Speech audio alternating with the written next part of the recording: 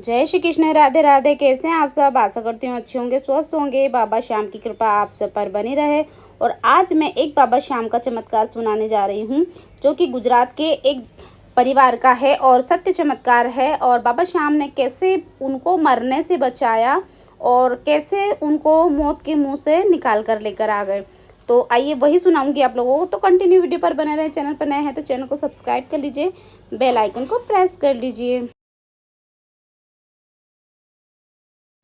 एक हमारा गुजरात का परिवार है, श्याम प्रेमी। और ये श्याम प्रेमी हमें, जब हम पैदल यात्रा खाटू श्याम जी की जा रहे थे तो वहीं पर हमें ये श्याम प्रेमी मिले थे। तो तभी से हमारी इनसे पहचान हो गई थी।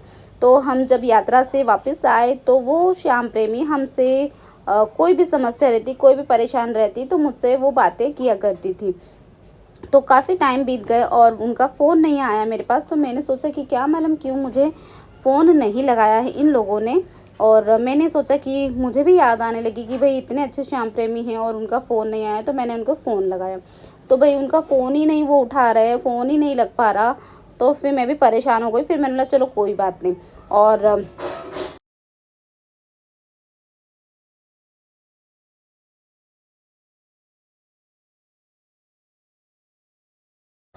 और फिर थोड़ा टाइम बीता कि अपने आप से उनका फ़ोन आया, क्योंकि वो कोई भी समस्या परेशानी रहती तो मुझे ही बोलती कि दीदी मुझे ये परेशानी, दीदी मुझे वो परेशानी।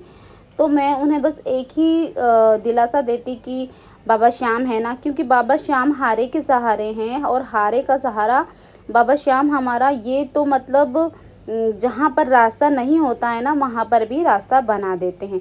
तो हर समस्या का समाधान जय श्री श्याम बोलने मात्र से ही हमारा कार्य सिद्ध हो जाता है। और उनकी बहुत कृपा बरसती है हमारे बाबा श्याम की। इनकी शरण में जो भी आ गया है तो बाबा श्याम हारने नहीं देते, चाहे वो कैसी भी समस्या हो, कैसी भी परेशानी हो।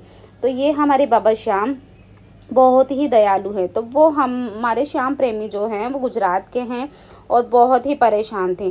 तो उनको किसी को पैसे देने थे और वो बहुत ही डेंजर टाइप का इंसान था। अब इन्होंने मजबूरी में पैसे ले लिए उस व्यक्ति से। अब वो व्यक्ति रोज़ इनको चिल्ला चोट करता और रोज़ परेशान किया करता था। और इतना ज़्यादा परेशान कर दिया कि वो उनकी मरने तक की नौबत आ गई। अब उन्होंने क्या किया, अब वो इतने परेशान थे कि उन्होंने अपने जो श्याम प्रेमी ग्रुप रहते हैं, जैसे आजकल व्हाट्सएप पे ग्रुप चलते हैं, तो ग्रुपों में मतलब हेल्प मांगी कि भाई श्याम भक्त के जो ग्रुप हैं तो उनमें हेल्प मांगी कि भाई कोई मेरी मदद कर देगा। तो किसी ने कोई हेल्प नहीं की उस पर भी। और उसके बाद फिर क्या हुआ कि उन्होंने अपने रिश्तेदारों को अलग अलग सबसे फ़ोन लगाकर बात की कि भाई हमें इतने पैसे की ज़रूरत है तो आप दे दीजिए। तो किसी ने भी 10 रुपए तक नहीं दिए बेचारों को। और बहुत ज़्यादा वो परेशान होते रहे। फिर मुझे फ़ोन लगा कर बोलते कि दीदी हम बहुत ज़्यादा दुखी हैं, बहुत परेशान हैं, अब हम क्या करें, हमारे पास कोई भी रास्ता नहीं बचा है मरने के सिवा। तो मैंने उनसे कहा कि देखो बाबा श्याम तो हारे के सहारे, आप तो हार गए हो, आपके पास तो अब कोई रास्ता ही नहीं बचा है। तो एक ही रास्ता मैं आप लोगों को बताती हूँ कि बाबा श्याम के शरण में जाओ और बाबा श्याम का नाम जाप करो और बाबा ही कृपा करेंगे।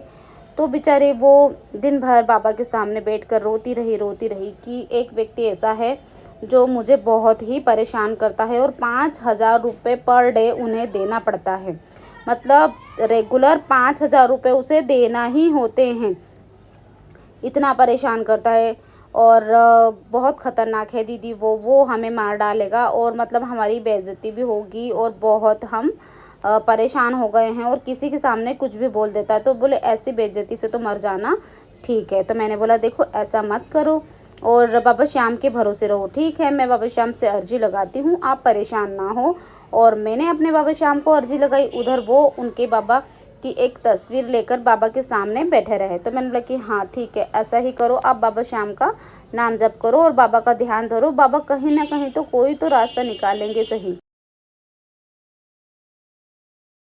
बाबा कहीं ना कहीं रास्ता निकालेंगे, आप परेशान बिल्कुल मत हो। तो फिर वो परेशान तो थे। देखो परेशान इंसान को अपन बोलेंगे भी तो भी उन्हें मतलब कष्ट तो होता ही है। पर फिर भी मुझे तो इतना विश्वास था कि मेरे बाबा श्याम हारे के सहारे, वो हारने बिल्कुल नहीं देंगे। अब इन्होंने क्या किया, इधर जहर खाने की तैयारी कर ली, जहर लाकर रख लिया, फांसी का फंदा लाकर रख लिया कि भाई शाम हो जाएगी, वो व्यक्ति अपने घर आ जाएगा और पैसे मांगेगा और बेइज्जती अलग करेगा। तो देखो, एक व्यक्ति सब कुछ बर्दाश्त कर सकता है पर अपनी बेइज्जती बिल्कुल नहीं। और सबके सामने मतलब इतनी इंसल्ट कोई करे तो वो फिर बर्दाश्त नहीं होती है और सबके सामने। तो वो व्यक्ति बहुत ही निर्दयी और बहुत बेकार व्यक्ति था। तो उस व्यक्ति ने इतना परेशान किया कि वो बेचारे किस जगहों पर कहाँ लाके उनको खड़ा कर दिया कि उन्होंने रस्सी, फांसी का फंदा मतलब रस्सी वगैरह सारी व्यवस्था कर ली कि भाई जहर से बच जाएंगे तो फांसी के फंदे से तो नहीं बचेंगे, जहर खा के उस पर लटक जाएंगे, और फांसी से बच गए तो जहर से तो नहीं बच पाएंगे। बेचारों ने इतनी मतलब वो कर ली। वो मतलब उनकी जीवन की कीमत 4 व्यक्तियों की क्या 1 लाख रुपए है?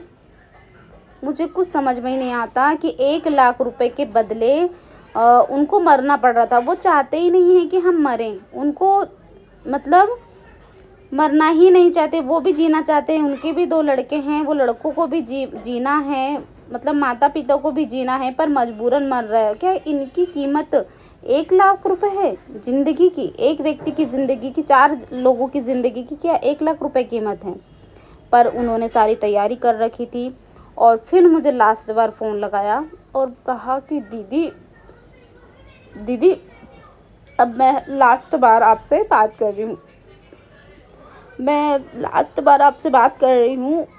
मुझसे बोली कि दीदी मैं लास्ट बार आपसे बात कर रही हूँ और अब मैं आगे आपसे कभी शायद बात नहीं कर पाऊँगी, ये मेरा लास्ट कॉल है आपके पास। तो मैंने बोला ऐसा मत करो, आप क्या सोच रहे हो, मतलब कुछ भी मत सोचो, आप ये सोचो कि बाबा श्याम आपके घर आने वाले हैं। तो बोले कि हाँ दीदी हम यही सोच रहे हैं, पर अब क्या करें, हमारी मजबूरी है। तो मैंने देखो ऐसा वैसा कुछ मत करना, बाबा श्याम आने वाले हैं और आएंगे ज़रूर। तो वो इच्छा तो थी नहीं उनकी मरने की कि हम मर जाएं। क्या हमारी जीवन का सिर्फ 1 लाख रुपए ही कीमत है, 4 व्यक्ति की, बच्चों को कैसे मारें हम। पर फिर भी वो ना चाहते हुए भी यही सोच रहे थे कि हम पहले बच्चों को मार दें और फिर दोनों पति पत्नी हम भी मर जाएं, जहर खा लेते हैं पहले और उसके बाद फांसी लगा लेते हैं। ये सब बातें उन्होंने मुझे बाद में बताई, पहले तो यही प्लानिंग करते रहे। पर बाबा श्याम तो श्याम ही हैं, उन्होंने ऐसी कृपा करी, ऐसा चमत्कार किया कि एक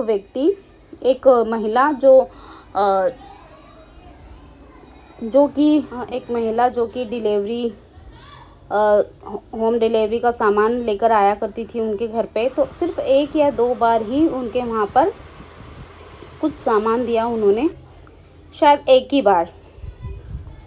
और वो महिला उनके घर आई, उन व्यक्ति के घर आई और बोलती कि आपको 1 लाख रुपए की ज़रूरत है। तो इन्होंने बोला हाँ दीदी हमें 1 लाख रुपए की ज़रूरत है। तो बोलते कि 1 लाख रुपए की ज़रूरत है तो आप 1 लाख रुपए ले लो और मुझे है ना आपके पास जब कभी भी आए तो मुझे दे देना, और ये 1 लाख रुपए आप रख लो और मुझे कोई ब्याज नहीं चाहिए, मुझे कोई पैसा नहीं चाहिए, सिर्फ मुझे मेरे 1 लाख रुपए चाहिए। जब भी आपके पास पैसे आए तो ये पैसे मुझे वापस लौटा देना, अभी तो आप रख लीजिए, आपको ज़रूरत है। तो बोले दीदी आपको किसने बोला? तो बोले मुझे पता नहीं कैसे, मुझे किसी ने नहीं बताया, बस मेरा ऐसा मन हुआ कि मैं आपसे पूछ लूँ कि आपको 1 लाख रुपए की ज़रूरत है। अब मुझे ये समझ में नहीं आता कि कोई व्यक्ति हमें कैसे पैसे दे सकता है, हमें कैसे कोई पैसे दे सकता है बिना हमने उसे बताया। हमने रिश्तेदारों से पैसे मांग लिए, हमने सबसे हेल्प मांग ली, तो किसी ने हमारी कोई हेल्प नहीं करी।